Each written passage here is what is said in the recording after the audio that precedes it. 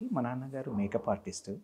నిజానికి తెలంగాణలో నాన్న ఏకైక మేకప్ ఆర్టిస్ట్ అనే చెప్పాలి. ఎప్పుడు 1970s, 80s, 90s వరకు కూడాను. ఆయన పేరు తెలుసుకోవచ్చండి? బ్రహ్మయ్య గారు.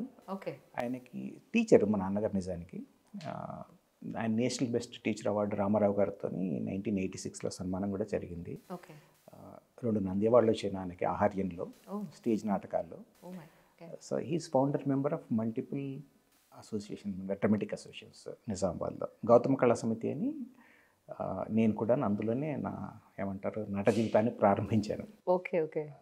అక్కడ నాన్న నన్ను నాటక రంగానికి పుష్ చేశారు నా 10 ఏళ్ల వయసులో.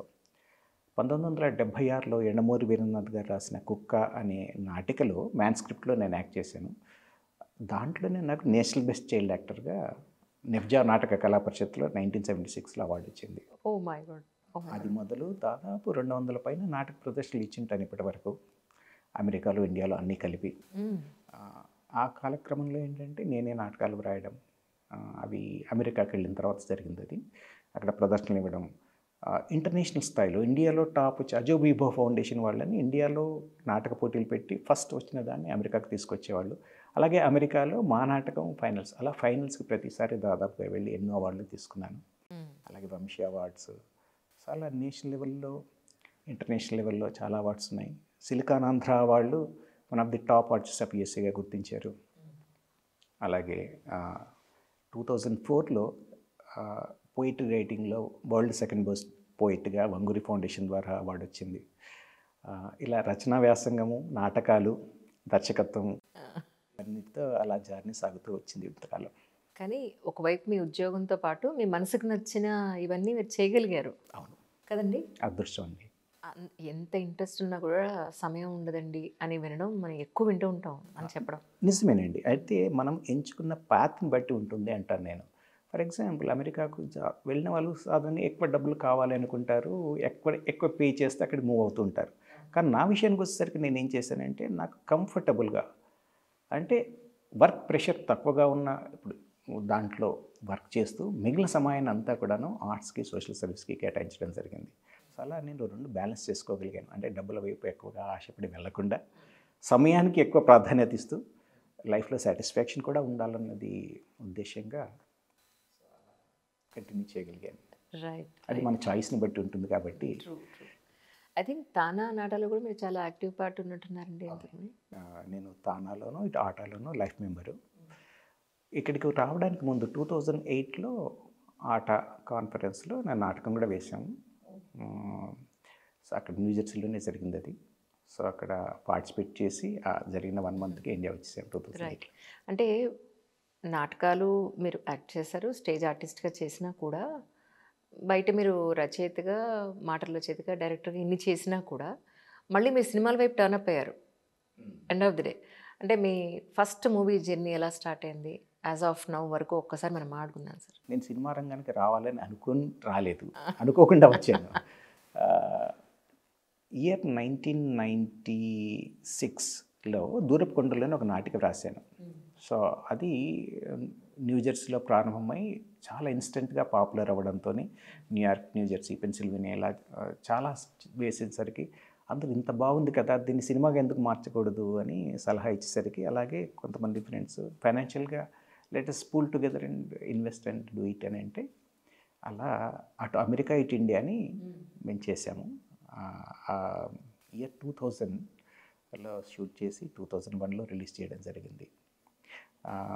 గాడ్స్ అప్పుడు 24 ఏళ్ళు అయిపోయిందా సార్? 24 వెళ్ళిపోయింది.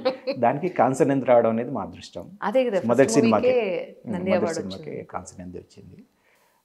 సో అది సక్సెస్ అవ్వగానే అటు అమెరికా ఇటు ఇండియా అది చాలా పాపులర్ అయింది. యూఎస్లో ప్రతి వీడియో లైబ్రరీలో ఉండేది. నిజాన్ని చెప్పాలంటే తెలుగు వాళ్ళు అమెరికా నుంచి ఇండియా వెళ్ళిపోవాలా, అక్కడే ఉండిపోవాలా అన్న మీమాంసలో ఉన్నప్పుడు దీన్ని ఒక రెఫరెండంగా తీసుకున్న సందర్భాలు కూడా ఉన్నాయి. సో అలా మంచి గుర్తింపు వచ్చింది. సో ఆ గుర్తింపుతో మళ్ళీ ఎన్ఆర్ఐ ఫ్రెండ్స్ ఏమన్నారంటే ఇంకో సినిమా చేద్దామంటే ఆన్ ది అదర్ సైడ్ అని హాలీవుడ్ ఫిల్మ్ చేశాము. దాన్ని తెలుగులో ఇండియన్ బ్యూటీగా రిలీజ్ చేయడం జరిగింది. ఓకే.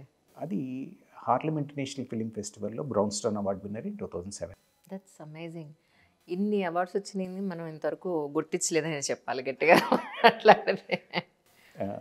సో ఆ తర్వాత ఇండియా 2008లో శాశ్వతంగా వచ్చేసానండి. పిల్లల్ని మొత్తం ఫ్యామిలీ అంతా ఇక్కడ షిఫ్ట్ అయిపోయాము. ఇక్కడ మా కంపెనీలో అసిస్టెంట్ వైస్ ప్రెసిడెంట్గా ఉంటూనే I was head of CSR, corporate social responsibilities.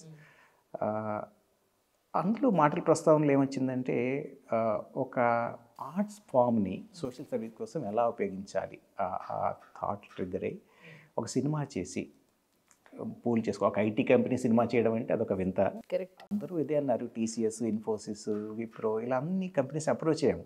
IT company cinema చేయడం ఏంటి, ఆ డబ్బులు ఏదో ఇచ్చేయచ్చు కదా నేరుగా అంటే, లేదండి ఇది నష్టపోదు, మనం ఖచ్చితంగా మనం చేయగలుగుతాం. దానికి ఒక మార్కెటింగ్ మోడల్ కూడా ఏంటనేది మేము డిజైన్ చేసి సబ్మిట్ చేస్తే వాళ్ళు రివ్యూ చేసి బాగుంది చేద్దాము అనేసరికి 2013లో దానికి వర్క్ మొదలెట్టి 2014లో రిలీజ్ చేయడం జరిగింది. ఆ సినిమాకి గోల్డెన్ నంది వచ్చింది.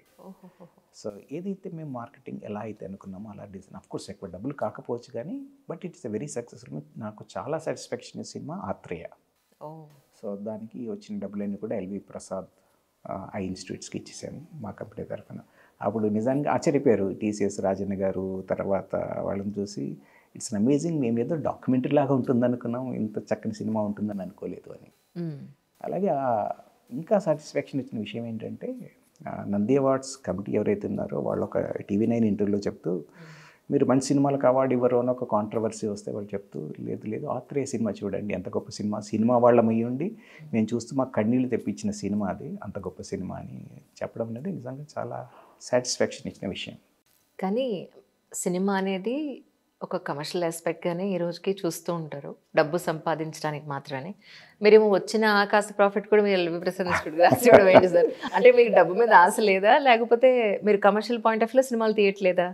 డబ్బు మనకి కావాల్సినంత సంపాదించుకుంటే సరిపోతుంది అనుకున్న భావనలో ఇప్పుడు ఉంటానండి. గాడ్స్ గ్రేస్ వల్ల నేను అమెరికాలో చాలా కాలం ఉండడం వల్ల కంఫర్టబుల్గా ఈరోజు లివ్ చేయగలుగుతున్నాను. సంపాదన కంటే ఒక హద్దు అంటూ ఉండదు కదండి. ఎగ్జాక్ట్లీ. మనం కంఫర్టబుల్గా మనకి ఏదైతే ఆనందాన్ని ఇస్తుందో ఆ పని చేయాలి.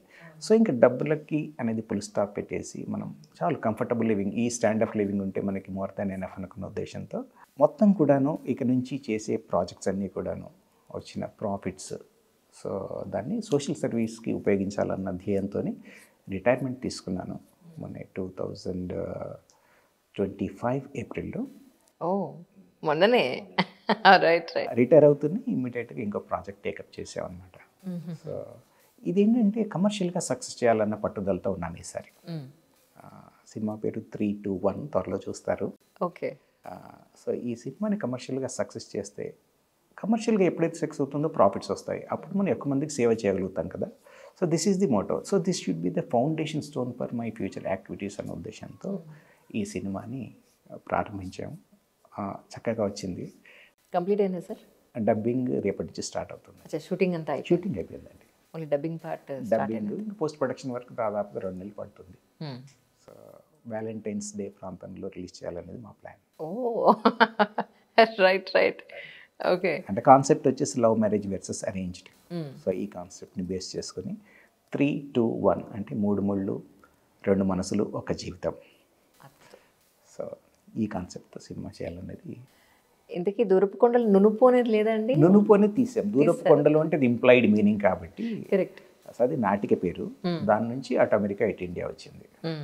అంటే అటు అమెరికాలో ఉండిపోవాలా ఇటు ఇండియాకి వచ్చేయాలన్న సందిగ్ధంలో ఉన్న పాత్రలతో కూడిన స్క్రిప్ట్ అనమాట అటు అమెరికా ఇటు India.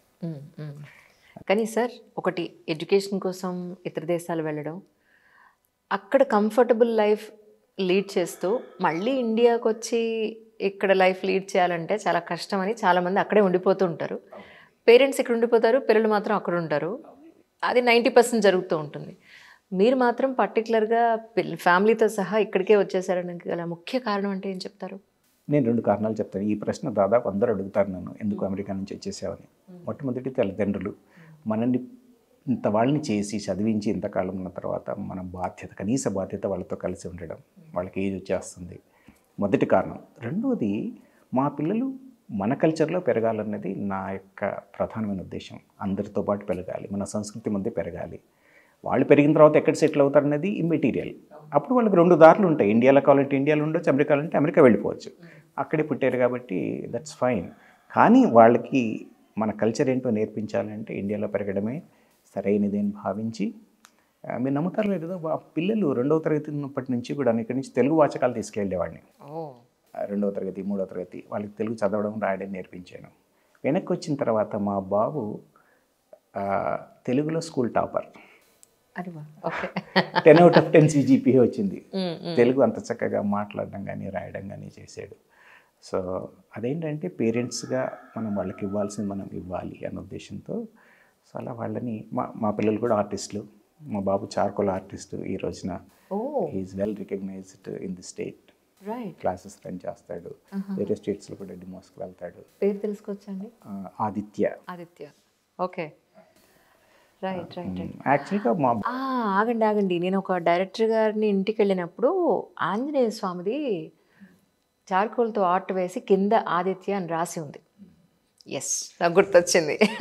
Right right. Charcoal artist. Charcoal art మాత్రమే కాదు, is an actor. So Atreya సినిమాలో లీడ్గా వేసింది మా బాబే. చారిటీ కోసం చేసిన ప్రాజెక్ట్ కాబట్టి పిల్లలు ఎలాగో చిన్నప్పటి నుంచి వాళ్ళని నాటక రంగంలో ఇంట్రడ్యూస్ చేశాను. అమెరికాలో ఉన్నప్పుడే వాళ్ళు నాటకాల్లో పార్టిసిపేట్ చేశారు. సో చక్కగా నటించగలిగిన అనుభవం ఉంది కాబట్టి మా బాబుని లీడ్కి మా బాబు ఇద్దరు. మా పాపకి బెస్ట్ చైల్డ్ యాక్ట్రెస్ వచ్చింది నంది అవార్డు సినిమాకి వస్తే. ఓకే 2014లో బెస్ట్ చైల్డ్ యాక్ట్రెస్ మా పాప అనూహ్య. Okay okay. సో అలా ఇద్దరు యాక్ట్ చేశారు ఆ సినిమాలో. బాబు ఇక్కడే ఉంటున్నారా? బాబు ఇద్దరు ఇక్కడే ఉన్నారు. వాళ్ళు అమెరికా వెళ్తారా అంటే we're enjoying here, we want be here, చూద్దాం ఫ్యూచర్లో అంటున్నారు. సో దట్ ఈస్ ఏమంటారు మా అదృష్టం.